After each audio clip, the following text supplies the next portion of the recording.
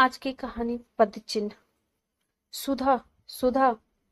Office से घर में घुसते ही खुशी से झूमते मोहन लगभग चिल्लाते हुए बोला, अरे अरे क्या बात है, आज तो आपके चेहरे का अलग ही रंग है। बड़े खुश लग रहे हैं मोहन जी। हमें भी तो बताओ, आखिर इस खुशी का राज क्या है। सुधा, तुम सुनोगी तो तुम भी झूम उठोगी। मेरा प्रमोशन हो गया है और मुझे कंपनी ट्रांसफर के तहत दिल्ली जाना है। दिल्ली, बड़े भैया भाभी के शहर। अब हम लोग भैया भाभी से मिल पाएंगे। सुधा, देखना वे हमें देखकर कितने खुश होते हैं। खबर सुनकर सुधा भी मुस्कुरा उठी। थोड़े दिनों में मोहन दिल्ली शिफ्ट हो गया और अगले ही दिन वह सुधा के साथ भैया भाभी से मिलने चल पड़ा। घंटी बजाने पर एक लड़की ने दरवाजा खोला। जी, रोहन बाबू। लड़की बिना बोले साइड हट गई। मोहन लगभग दौड़ते हुए अंदर गया तो देखा भैया एक कमरे में लेटे हुए थे। मुंह पर कुछ टेढ़ापन सा, हाथों की भी कुछ ऐसी ही स्थिति थी। मोहन को समझते देर नहीं लगी, उन्हें लकवा हो गया था। तब तक भाभी भी रसोई से बाहर आ गई थी। भाभी भी इतने वर्षों में काफी कमजोर हो चुकी थी, जिनके चेहरे पर वेदना व दुख को साफ तौर पर महसूस किया जा सकता था। भाभी, भैया आपकी यह हालत कैसे हो गई? और बच्चे कहाँ हैं? आपकी देखभाल करने के लिए कोई नहीं है क्या? ये लड़की कौन है? बड़े भैया की आंखों से तो केवल गंगा यमुना ही बह रही थी।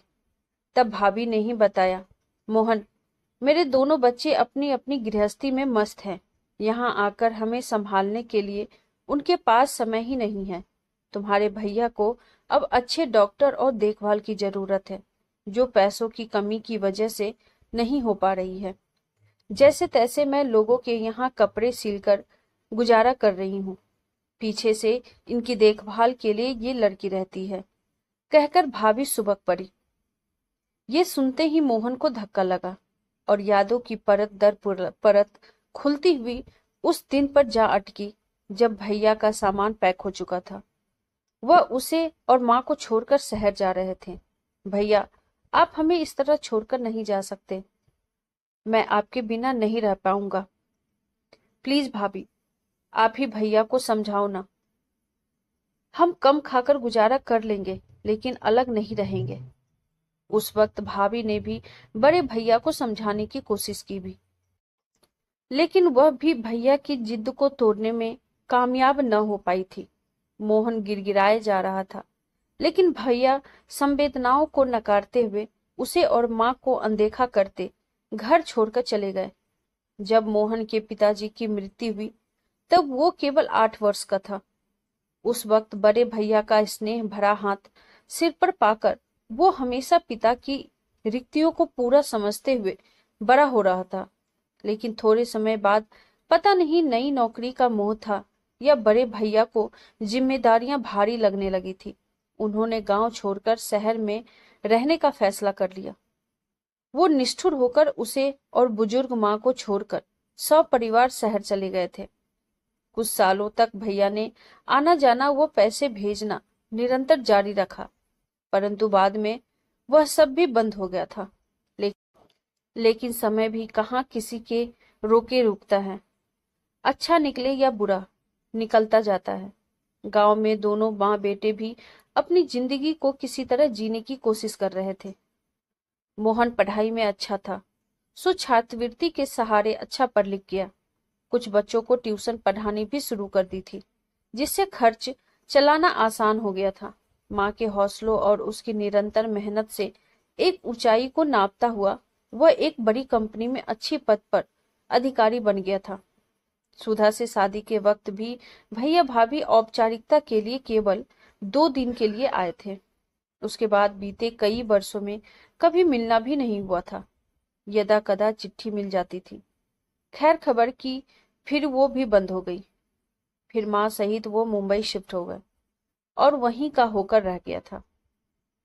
भैया की गरगर गरगर की आवाज से वो अतीतों से वर्तमान में आ गया था। मोहन ने उनकी ओर देखा तो लगा जैसे वो कुछ कहना चाहते हैं। भाभी को देखते हुए मोहन कहा, भैया भाभी, आप चिंता मत करिए, आज से हम लोग एक साथ ही रहेंगे। और भैया का इलाज अच्छा से करवाएंगे। तभी सुधा बोल उठी, हाँ भाभी, आप बिल्कुल चिंता मत करिए, सब ठीक हो जाएगा।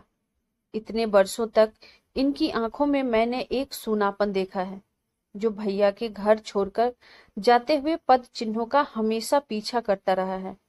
और आज आप लोगों को देखकर उनके चेहरे पर जो चमक आई है, वह किसी सपने के पूरे होने से कम नहीं है। भैया की आंखें एक तरफ घूमकर वहां मेज पर रखी उनकी बच्चों के साथ तस्वीर पर अटक गई, जहां उनके दोनों बच्चे भैया के कंधे पर बैठे थे। आंखों से अनबरत बहते आंसू शायद कह रहे थे, देख रोहन, तू जैसा पदचिन्ह छोड़कर आया था, उन्हीं का अनुसरण तुम्हारे पुत्र कर रहे हैं। इसीलिए वह भी तुझे छोड़कर, और मेरा भाई मेरे पिताजी के पद चिन्हों का, जो आज भी मेरी गलतियों को दरकिनार करते हुए मेरे साथ खड़ा है। Thank you. कहानी पसंद आए तो वीडियो को लाइक, शेयर और चैनल पे नए हैं तो सब्सक्राइब करना ना भूलें। Thank you.